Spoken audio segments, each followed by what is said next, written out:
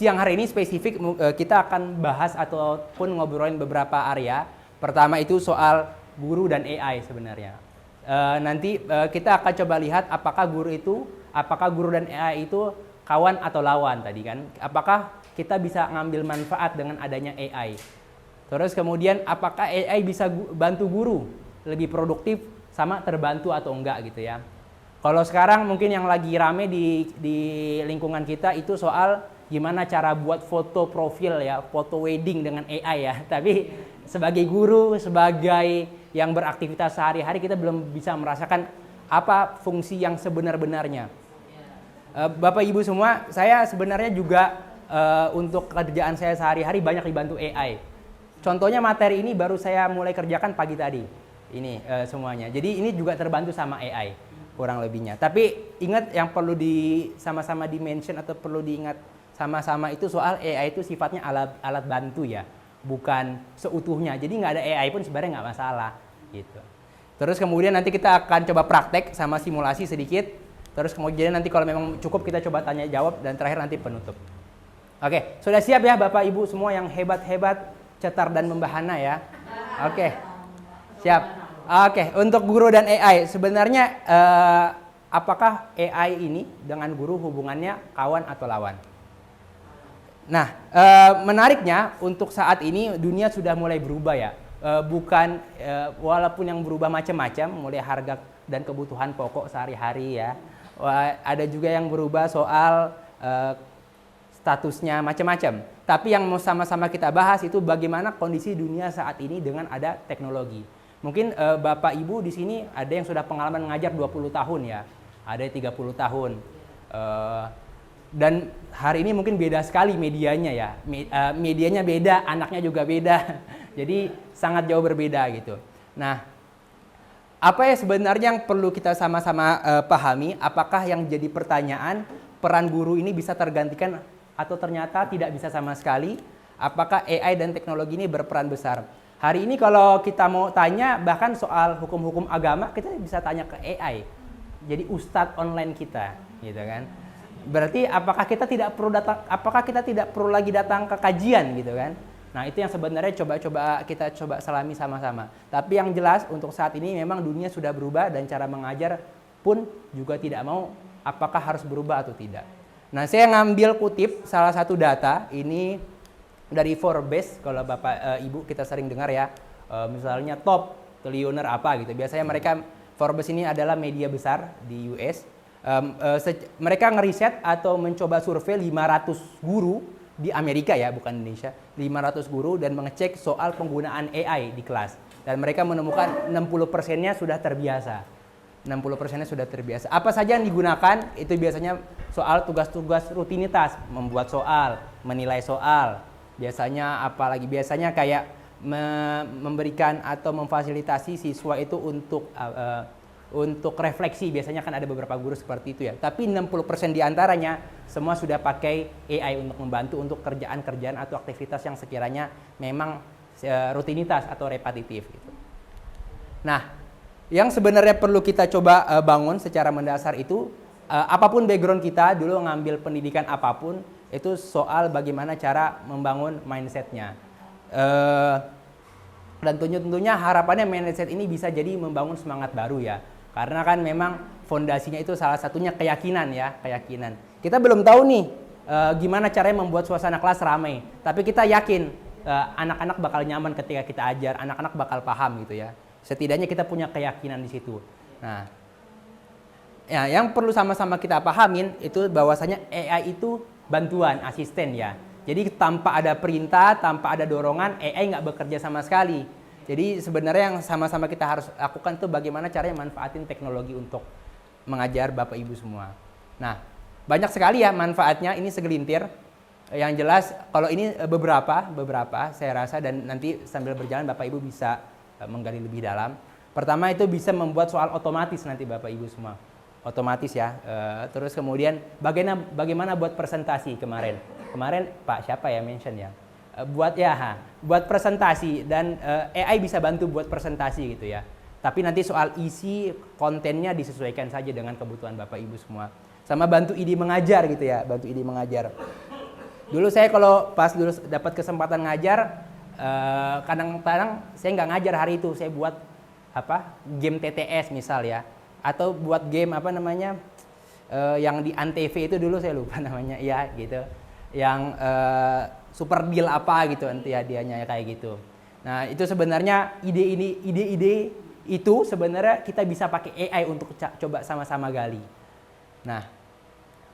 Nah, jadi seharusnya apapun eranya, apapun kondisinya ya belajar sudah jadi hal mutlak. Sebelumnya yang pengen dinotis atau sama-sama di-mention itu bahwasanya dunia pendidikan hari ini sudah berubah ya. Kemudian juga pada akhirnya walaupun hari ini informasi sudah tersebar, guru tetap dibutuhkan. Kenapa? Walaupun sekarang kita bisa konsultasi di AI, kita bisa dapetin informasi apapun, pengalaman, perasaan, emosional itu mesin belum punya gitu. Dan itu guru-guru yang punya, bapak ibu semua yang punya. Dan apalagi di sini madrasah ya, SD, tumbuh kembang anak lagi cepat-cepatnya gitu ya. Jadi sebenarnya belum bisa AI menggantikan di sisi emosional. Kemudian AI ini sifatnya asisten ya, atau asisten itu kan siap bantu. Kalau misalnya mau kita diskusi ke teman atau ke rekan kerja kan kita harus tunggu dia lagi mood, lagi santai. Kalau pakai AI kapanpun dimanapun kita bisa pakai. Dan terakhir itu untuk yang pertama ini kita tetap semangat untuk terus sama-sama belajar.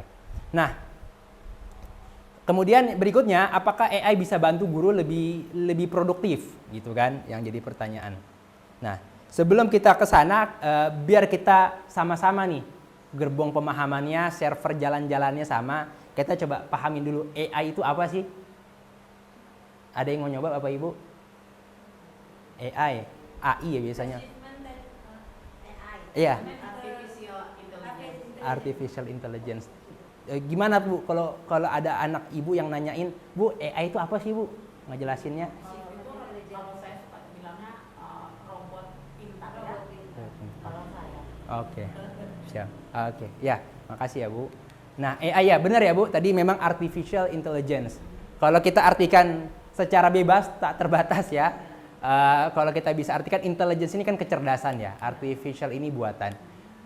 Jadi pada intinya kecerdasan itu kan salah satu anugerah dari Allah ya. Kita diberikan kecerdasan itu adalah buah dari mengasah kemampuan dan kita punya informasi. Nah itu kecerdasan. Kecerdasan manusia sebanyak-banyaknya kecerdasan kita masih punya limitasi atau punya batasan. Maksudnya seperti apa? Misal sekarang kita lagi di sini, walaupun kita cerdas, kita tidak bisa melakukan semuanya secara bersamaan. Jadi kecerdasan manusia walaupun Allah anugerahkan itu berlipat, tapi dia punya batasan. Kemudian salah satu yang membuat jadi manusia terbatas itu memang manusia tidak bisa melakukan secara bersamaan semua. Jadi akhirnya muncullah satu gagasan bagaimana ada satu alat atau satu mesin bisa membantu pekerjaan manusia. Makanya muncullah istilah artificial intelligence. Nanti kalau kita baca sejarahnya panjang sekali Bapak Ibu. Nah pada akhirnya kemampuan manusia itu macam-macam ya. Kita bisa membaca, kita bisa mendengar, melihat, berpikir dan menulis.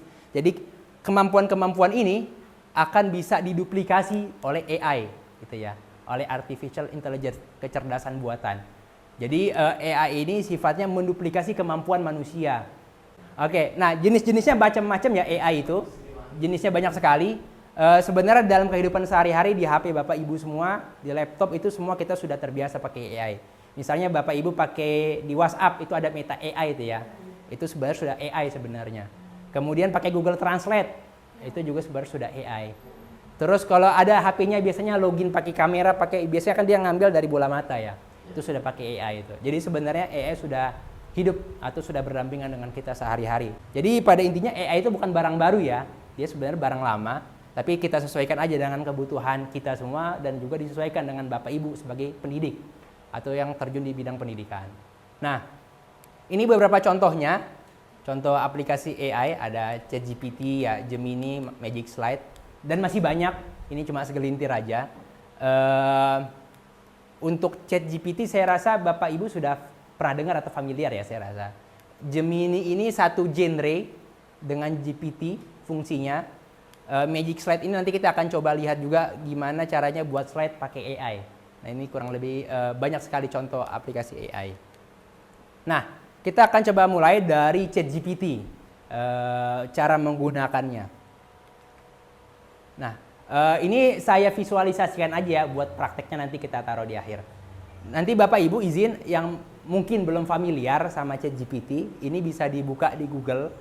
Kalau Bapak Ibu di HP bisa pakai Play Store atau yang HP-nya iPhone itu di App Store, itu bisa di-download ChatGPT ya. Nanti diketik aja di sini nih ChatGPT. Nah, ChatGPT ini nanti dia fungsinya sebenarnya seperti yang tadi di awal. Kemampuan seperti menulis, membaca, memahami itu si GPT ini bisa menduplikasi kemampuannya gitu. Nah, nanti setelah Bapak Ibu klik nanti di sini, Bapak Ibu nanti kalau di laptop ya, Bapak Ibu nanti dihadapkan dengan tampilan seperti ini nih. Nah, dihadapkan dengan tampilan ini seperti ini. Ini kalau yang belum punya akun, oke? Kalau yang sudah punya akun biasanya nanti pembedaannya cuma tampilan di ujung ini aja. Nanti Bapak Ibu akan seperti ini dihadapkan. Tidak perlu risau kalau memang ini berbahasa Inggris, dia juga bisa bahasa Indonesia. Jadi nanti tinggal sesuaikan aja penggunaannya. Terus kemudian nanti silakan daftar dan kemudian buat akun. Nah, seperti ini, bisa daftar pakai akun Google ataupun daftar manual isi email biasa. Lalu kemudian, nah ketika sudah masuk atau berhasil, kurang lebih tampilannya seperti ini Bapak Ibu. Saya akan sedikit jelaskan ya kalau mungkin penggunaan di laptopnya belum familiar. Nah, di nomor 1 ini sebenarnya nanti kalau Bapak Ibu klik dia bisa muncul atau sama menyembunyikan area yang ini nih, area yang sini. Nah, itu bisa disembunyikan sama dia. Terus kemudian ada new chat. New chat ini sebenarnya area untuk ngobrolnya. Area ngobrolnya. Nanti area ngobrol ini akan melahirkan si nomor 4 ini Bapak Ibu. Ini saya misal nanyain soal produk furniture. Saya ngobrolin soal produk furniture, dia melahirkan ruang chat seperti ini. Nanti kalau Bapak Ibu buat chat baru lagi, nanti ada lagi ruangan baru di sini. Jadi new chat ini untuk buat ngobrolnya. Kemudian di search chat ini kita bisa nomor 3 kita bisa mengetik apa yang pernah kita ajak obrol di ChatGPT. Kemudian nomor 4 tadi buahnya atau apa yang kita pernah obrolin. Nomor 5 ini prompting atau perintahnya. Jadi semuanya nanti dimasukkan perintahnya di sini semua. Oke, itu untuk tampilan di HP di laptop ya. Terus kemudian kalau untuk untuk di HP juga sama sebenarnya, cuma beda tata letaknya aja. Nanti fungsinya juga sama. Ini tata letaknya, bedanya menu-menunya dari sini diklik baru muncul ke sini, buat ngobrolnya ada di bawah sini. Gitu. Itu untuk ChatGPT. Nah, yang jadi pertanyaan, saya biasa ini Mas, kendala mau nulis apa di sini ya saya nggak tahu mau nulis apa. Apakah saya curhat atau apa gitu ya. Saya ada tips Bapak Ibu untuk penulisan, nanti coba sama-sama kita praktekkan. Pertama, untuk membuat prompt atau perintah di bagian bawah ini ya. Bagian bawah ini kan perintah ya. Konsepnya sebenarnya seperti kita ngajarin atau menjelaskan ke anak-anak. Misalnya kita membagikan ke anak-anak itu PR ya. Misalnya saya ngampu bahasa Arab misalnya. Coba kerjakan PR bahasa Arab di materi yang kemarin. Nah, itu kan umum sekali materi yang kemarin itu pertemuan kemarin, 2 minggu yang lalu, 3 minggu yang lalu. Nah, AI pun juga sama. Semakin kita ngasih informasinya terlalu umum, dia pun juga bingung ini orang maksudnya apa. Jadi dengan semakin detail dia makin paham. Nah, makanya di sini di awal nanti Ibu tentukan dulu tujuannya apa. Apa yang diharapkan dari AI ini. Misalnya kalau Bapak Ibu mau buat soal, nanti silakan ditulis tujuan itu buat soal. Kemudian tentukan peran AI-nya gitu. Di sini kita bisa nentuin AI-nya ini misal posisikan kamu sebagai 10 tahun yang sudah mengajar di bidang pendidikan. Ini kita bisa sesuaikan. Kemudian tadi hindari kata samar atau terlalu umum. Jadi biar gak bingung AI-nya. Kemudian berikan format outputnya. Kita mau berupa tabel kah, berupa deskripsi kah, atau list kah, itu semua kita perlu minta yang clear. Kemudian nanti kita perbaikin atau ulang kalau seandainya belum sesuai ekspektasi. Gitu. Dan titipannya jangan pindah topik obrolan dulu kalau hajat obrolan yang di awal belum selesai. Karena nanti dia istilahnya kayak kita lagi ngobrol diajak teman, gimana lagi gitu kan, buyar fokus kita. Sama mesin juga sama. Itu untuk caranya. Oke. Saya akan coba gambarin simulasi manfaat AI di sini terkhusus untuk buat soal otomatis ya. Ini ceritanya seperti ini. Nah, ini contoh promnya di sini. Kalau coba sama-sama kita lihat dulu strukturnya ya. Kalau kita lihat merefleksikan di bagian ini, kita akan coba lihat strukturnya. Di sini di awal Di sini di paragraf pertama ini diminta untuk perintah sifatnya ya. Ini perintah, buatkan bla bla bla pertanyaan pilihan ganda bla bla bla, sebutkan kelas bla bla bla, nama pelajaran. Kemudian kasih tahu juga posisinya apa tadi. Posisinya misal guru. Kemudian mengajar matpel apa. Terus membersamai untuk mata pelajaran apa dan durasi mengajarnya berapa. Kemudian ditanyakan juga pertanyaan apa yang ingin dibuat, materinya apa, didetailkan. Kemudian ditentukan juga ekspektasinya apa, jawabannya seperti apa yang diharapkan. Ini nggak baku, Bapak Ibu bisa kreasikan. Ini contoh aja. Ini contohnya kalau anggaplah tadi kalau ini bahasa Arab, ini kalau saya minta 20 pertanyaan pilihan ganda, kamu guru bahasa Arab, mengajar bahasa Arab dan sudah membersamai anak-anak yang menguasai bahasa Arab lebih dari 10 tahun. Jadi yang ngajar 10 tahun sama yang 1 bulan, misal saya baru ngajar 1 bulan kan beda ya, pengetahuan, tekniknya kan beda. Nah, AI bisa kita posisikan seperti itu. Kemudian dimintain materinya apa nih, kata kerja, kata penda, semua kita minta. Kemudian di akhir pastikan opsinya pilihan ganda, di sini saya minta pilihan ganda. Dan bentuk pilihannya, jawabannya siap disalin dan dicetak. Dan ini contohnya, kalau kita masukin ke dalam area prompt-nya itu ya, di sini, dan nanti kita dapat jawabannya seperti ini. Ditulisin di bawah. Ini dapat saya sampai 20. Tapi setidaknya dia udah mention ChatGPT ini. 20 soal pilihan ganda ya. Sudah 20.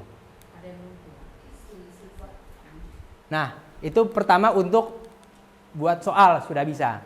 Kemudian buat presentasi. Buat presentasi nanti mungkin Bapak Ibu udah terbiasa dengan PowerPoint ya. PowerPoint. Ada namanya Google Slide. Google Slide ini sifatnya sama kayak PowerPoint, tapi dia sifatnya online. Nanti kita coba sama praktekan. Alat AI-nya nanti namanya Magic Slide.